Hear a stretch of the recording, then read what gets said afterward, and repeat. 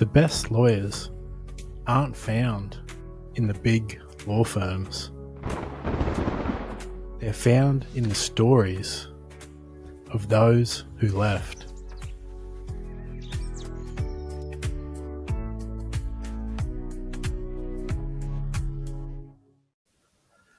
Chapter 6. The First Official Client.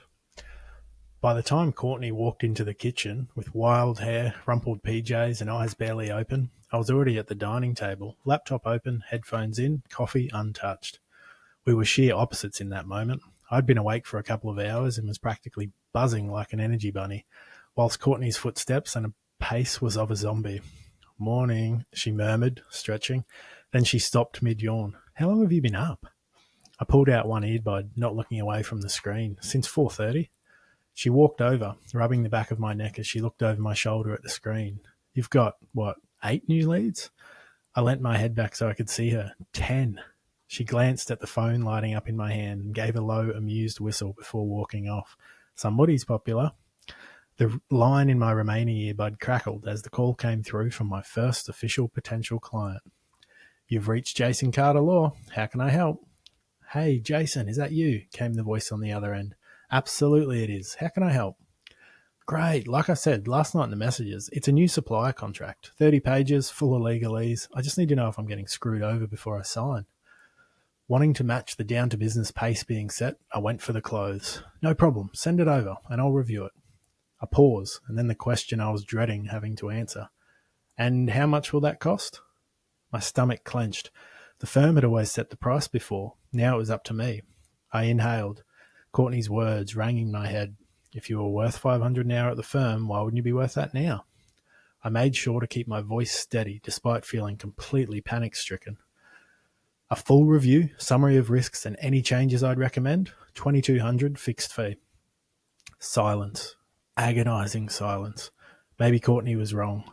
I was wrong. I should offer a cheaper price. I'm not a fancy firm. I'm just one guy with a practicing certificate and trust account. These thoughts zoomed through my mind in a fraction of a second, and as I opened my mouth to offer a cheaper price, the voice on the other end spoke. "Yeah, that sounds fair. Where do I send the contract?" That was it. My first official client locked in. After ending the conversation, confirming I would email the trust account details, I pulled out an earbud. A look, half disbelief, half triumph, cracked wide open across my face. Courtney's expression was not what I expected, as there wasn't even the faintest resemblance of a smile. If anything, it was closer to a frown. "Let me guess, they didn't even blink at your price." Feeling uneasy about the look, I shook my head. "Not even a little," I said. "Hold on, are you charging based on what your advice is worth, or just what the firm told you it's worth?" I met her gaze, searching for something solid to hold on to. "What the firm used to charge? Why?" Courtney proclaimed as if it was the most obvious thing in the world I was missing. "Clients don't buy hours, Jason. They buy peace of mind. Set your price based on the value of the problem you're solving, not the clock you're punching." I let my words out in pieces, still wrapping my head around the concept. "That sounds good. Value, not hours. Okay."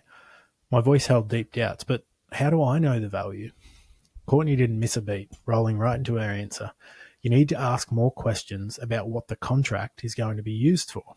Is it a $20,000 decision or potentially a $2 million contract they are signing? One is worth more than the other to review it." I counted, still feeling the weight of old habits. "It takes me roughly the same amount of time, though." Her shift in tone suggested class was now back in session and the zombie mode was over. "So if you knew this was potentially a $2 million decision for your client, do you think your client would want you to go into a little more depth than if it was for, say, a $20K decision?" I put my earbuds into their case and turned toward her, giving her my full attention. I'd do a more in-depth review, and I'd probably negotiate a little harder for them if it was a $2 million deal. Courtney called over her shoulder as she headed to the kitchen, flipping on the kettle. "So why not ask a few more questions about their plans after signing the contract so you can see how big the value of it might be?" Still planted in my chair, I shouted after her, my voice bouncing with sudden energy. "That's a good point. Most supplier contracts mean you'll be under those terms for the next few years. And this client does major contracts worth $500,000 a few times a year.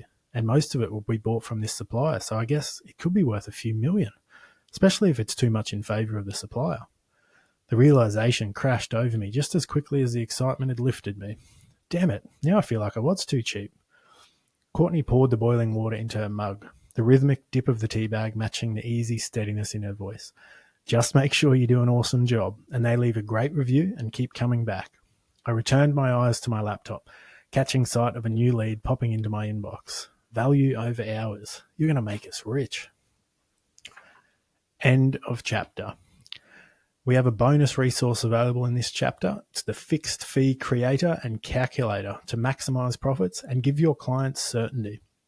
It'll teach you how to package your most common scope of works into a fixed fee that will return higher hourly rates for you, but give clients more certainty, leading to more signed cost agreements and more glowing reviews. The link is in the show notes.